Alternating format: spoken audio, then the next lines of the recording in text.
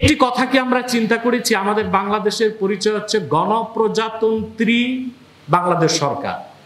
এখন আমার প্রশ্ন, আমাদের দেশে তো রাজা নাই, তো প্রজা হলাম কেমনে আমরা? এটা কি আমরা চিন্তা করি নাই? আমাদের দেশে এত বিশেষজ্ঞ আছে, দার্শনিক আছে, কলামিস্ট আছে, জ্ঞানীগুণী আছে, একবারও কি চিন্তা করেছেন দেশে তো রাজা নাই, তা আমরা প্রজা কেমন করে? এটা দুইটা জবাব। একটা জবাব হচ্ছে ব্রিটিশ কলোনি ছিলাম আমরা, তা আমরা ব্রিটিশদেরকে তাড়িয়েছি, কিন্তু সুচতুর ব্রিটিশরা যে দেশগুলোতে ঔপনিবেশ স্থাপন করেছিল ওই দেশগুলোকে কমনওয়েলথের মাধ্যমে তারা ধরে রেখেছে। অর্থাৎ কিছুটা হলেও বাংলাদেশ, পাকিস্তান, ভারত, শ্রীলঙ্কা যেগুলো কলোনি ছিল ব্রিটিশের, তারা কিছুটা হলেও ব্রিটিশের বশ্যতা এখনো স্বীকার করতেছে কমনওয়েলথের সদস্য হওয়ার কারণে। এই জন্যই কি আমাদের তারা প্রজা মনে করে? এটা একটা কথা। দ্বিতীয় হচ্ছে রাজা নাই, রাজার জায়গায় আমরা সংবিধানকে রাজার জায়গা দিছি। এই সংবিধানটা আমাদের তৈরি করা।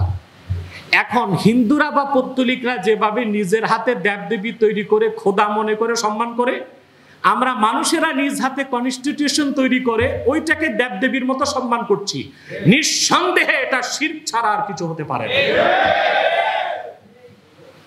আল্লাহ তাআলা সূরা আলে ইমরান স্পষ্ট বলেছেন, কুল ইয়া আহলাল কিতাব, প্রিয় হাবিব সাল্লাল্লাহু আলাইহি সাল্লাম আপনি বলুন হে আহলি কিতাব, তাআলাউ ইলা কালিমাতিন সাওয়াইম বাইনানা ওয়া বাইনাকুম, আসো একটি কথায় আমরা ঐকমত্য স্থাপন করি, যে কথা আমরাও মানি তোমরাও মানতে পারো। সেটা কি? আল্লাহ না'বুদা ইল্লাল্লাহ, আমরা আল্লাহ ছাড়া কারো ইবাদত করব না, ওয়ালা নুশরিকা বিহি শাইআ, আল্লাহর সাথে কাউকে শরীক করব না, ওয়ালা ইয়াত্তাখিযা বা'দুনা বা'দান আরবাবাম মিন দুনিল্লাহ, আর আমরা আল্লাহকে বাদ দিয়ে মানুষেরা অন্য মানুষদেরকে রব বানাবো না।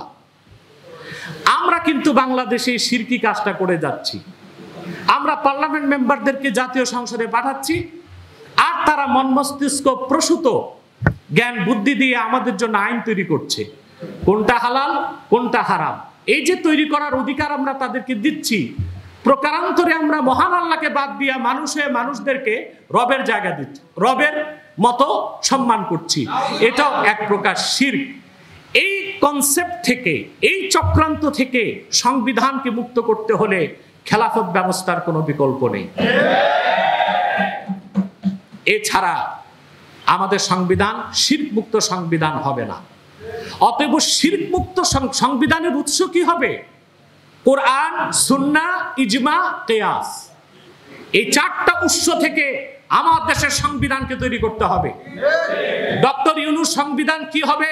ডক্টর কামালের কাছে আপনি প্রস্তাব চেয়েছেন, ডক্টর কামালকে বাংলাদেশের মুসলমান সংবিধান তৈরি করার কোনো অথরিটি দেয় নাই। কামাল তো আবার ৭২ সালে যে সংবিধান হয়েছিল শিরক ও কুফরপূর্ণ সংবিধান জাতিকে উপহার দিয়া আবার বাংলাদেশকে ধ্বংসের দিকে ঠেলে দিবে। বাংলাদেশ স্বাধীন করেছেন, আমার দৃষ্টিতে ৭১ও দেশ স্বাধীন হয় নাই, ২৪ও দেশ স্বাধীন হয় নাই। আমার দৃষ্টিতে দক্ষিণ পূর্ব এশিয়াতে একটা দেশ স্বাধীন, ওইটা হচ্ছে আফগানিস্তান। কারণ তারা নিজেদের নীতি নিজেরা নির্ধারণ করার শক্তি অর্জন করেছে। আমার দৃষ্টিতে আমার দেশের চেয়ে স্বাধীন হচ্ছে উত্তর কোরিয়া। না খেয়ে থাকে কিন্তু পশ্চিমাদেরকে তোয়াক্কা করার দরকার হয় না। আমাদের চেয়ে স্বাধীন ভেনিজুয়েলা। ইরান তাদের নীতি নিজেরা নির্ধারণ করে, পশ্চিমাদেরকে তোয়াক্কা করে না। কিন্তু আমরা কিছু করতে গেলেই আমাদেরকে তোয়াক্কা করতে হয়, পশ্চিমাদের রক্তচক্ষু দেখতে হয়। তো এটা কি রকম স্বাধীন? এই আমাদের পূর্ণ স্বাধীনতা এনে দিতে পারে শরিয়া আইন, আমাদের পূর্ণ স্বাধীনতা এনে দিতে পারে কোরআন সুন্নাহর আলোকে রচিত সংবিধান। অতএব দেশ স্বাধীন করলে হবে না। এখন নতুন ইন্টারিম গভর্নমেন্ট সংস্কার করবে। কি সংস্কার করবে ভাই? বাংলাদেশ কি গাড়ি নাকি যে হাতুড়ি দিয়ে পিঠে মেরামত করবে? এইটা একটা, যে ট্র্যাকে বাংলাদেশ ছিল ওই ট্র্যাকেই আছে। সংস্কারের মানে হচ্ছে ইঞ্জিন আর বগি চেঞ্জ করবে, ট্র্যাক সেটাই থাকবে। তাহলে তো দেশ ঘুরে আবার আগের গন্তব্যেই যাবে। ট্র্যাক চেঞ্জ করতে হবে, পশ্চিমা বিশ্ব ব্যবস্থার বলয় থেকে বেরিয়ে আসতে হবে, কোরআন ও সুন্নাহর আলোকে সংবিধান রচনা করতে হবে। তাহলে দেশ সঠিক গন্তব্যে যেতে আরেকটি কথা বলবো আমি, সেটা হচ্ছে ভারতকে আমরা অযথাই ভয় পাই। ভারত কোনো শক্তি না। ভারত হচ্ছে দক্ষিণ পূর্ব এশিয়ায় আমেরিকার বরকন্দাজ। আমেরিকার এজেন্ডাগুলো বাস্তবায়ন করার জন্য গোমস্তা হিসেবে আমেরিকা তাকে ব্যবহার করে। 2 নম্বর হচ্ছে এর ব্যাপারে আমাদের ভুল ধারণা। পৃথিবীতে আন্তর্জাতিক গোয়েন্দা সংস্থাগুলোর 1 থেকে 10-এর মধ্যে কোনো স্থান পেতে পারে না। যদি এতই চৌকস হতো, তো 5ই আগস্টের এই অভ্যুত্থানের তথ্যটা শেখ হাসিনা কি দিতে পারে নাই কেন? এটা কোনো আন্তর্জাতিক মানের গোয়েন্দা সংস্থা আমি মনে করি না। তবে আমাদের ঐতিহাসিক পরীক্ষিত শত্রু ভারত, এটা মনে রাখতে হবে। অনেকে বলে বউ চেঞ্জ করা যায়, প্রতিবেশী চেঞ্জ করা যায় না। বাহ, আপনারা ভালো করে জিওপলিটিক্স পড়েন ভাই। আমেরিকার সবচেয়ে কাছের প্রতিবেশী মেক্সিকো। মেক্সিকোর সাথে আমেরিকার কি আচরণ দেখুন, প্রতিবেশীকে কিভাবে ঠিক রেখেছে সে। আমেরিকার আলাস্কা আর রাশিয়ার সাইবেরিয়া খুব কাছাকাছি। সেই দৃষ্টিকোণ থেকে আমেরিকারও অত্যন্ত কাছের প্রতিবেশী রাশিয়া। অথচ রাশিয়ার সাথে আমেরিকার কি সম্পর্ক, আমেরিকার সাথে রাশিয়ার কি সম্পর্ক? আপনারা আসলে ভারত প্রীতি এত বেশি আপনাদের মধ্যে, ছলে বলে কৌশলে আবার নতুন সরকার কিংবা ইন্টারিম গভর্নমেন্ট যেন ভারতের সাথে হাসিনার মতো আত্মীয়তা সম্পর্ক করে, ওই রকম একটা চেষ্টা আপনারা করছেন। এটা জনগণ হতে আর দিবে না। ভারতকে কিভাবে বন্ধু বানাবেন? ভারতের চাণক্য নীতির প্রথম নীতি হচ্ছে, ভারতে কংগ্রেস ক্ষমতায় আসুক, বিজেপি ক্ষমতায় আসুক, যেই ক্ষমতায় আসুক, তারা চাণক্য নীতিকে অনুসরণ করে। তাদের চাণক্য নীতির প্রথম নীতি হচ্ছে, বলা আছে যে ভারতের প্রথম ও প্রধান শত্রু হচ্ছে তার প্রতিবেশী রাষ্ট্র। তাহলে চাণক্য নীতি অনুযায়ী ভারতের প্রধান ও প্রথম শত্রু আমরা তাদেরকে কিভাবে বন্ধু মনে করতে পারি? সেটা আমাদেরকে পেছন দিক দিয়ে ছুরি মারবে। ভারতের সাথে কোন প্রতিবেশীর সম্পর্ক ভালো? নেপালের সাথে একটা হিন্দু রাষ্ট্র নেপাল, সম্পর্ক কতটা খারাপ? শ্রীলঙ্কা একটা হিন্দু রাষ্ট্র, সম্পর্ক কতটা খারাপ? আর আমরা হচ্ছে একটা মুসলিম অধ্যুষিত রাষ্ট্র, কোনোদিন ভারত আমাদের বন্ধু হতে পারে না। শেখ মুজিব দেশ স্বাধীনের আগে বলেছিল, পাকিস্তানিদেরকে ভাতে মারবো, পানিতে মারবো। আর ভারত এখন বাঙালিদেরকে ভাতে মারতে চাচ্ছে, পানিতে মারতে চাচ্ছে। ফারাক্কার বাঁধ নির্মাণ করে পানিগুলো আটকায় রাখে, অসময়ে পানিগুলো ছেড়ে দেশকে প্লাবিত করে।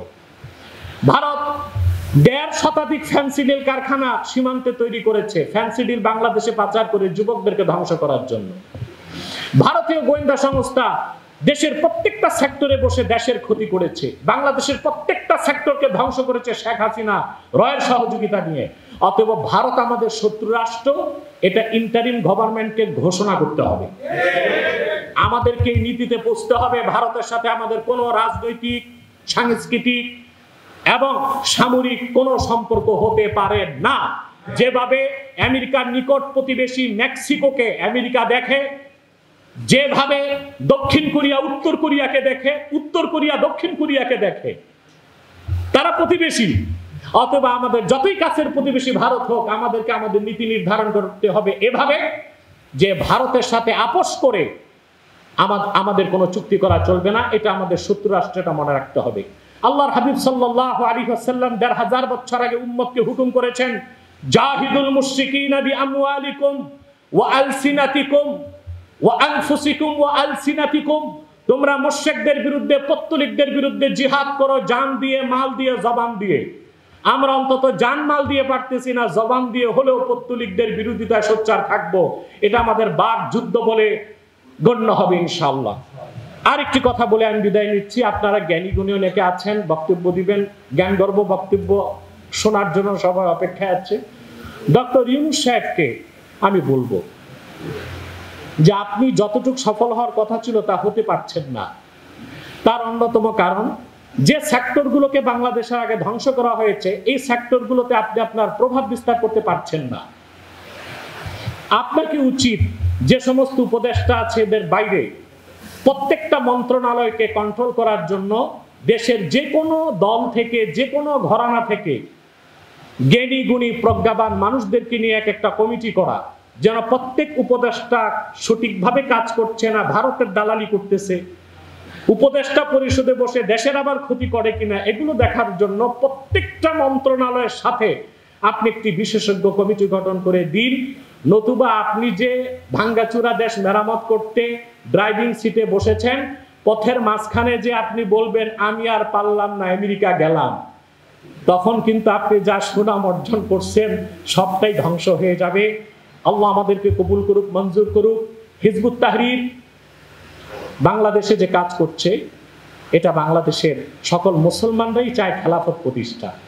হতে পারে খেলাফত প্রতিষ্ঠার ক্ষেত্রে কে কোন পদ্ধতি গ্রহণ করবে এই ক্ষেত্রে মতানৈক্য থাকতে পারে, কিন্তু খেলাফত প্রতিষ্ঠার পক্ষে এদেশের মানুষ এবং হিজবুত তাহরীর সে কাজটি করে যাচ্ছে।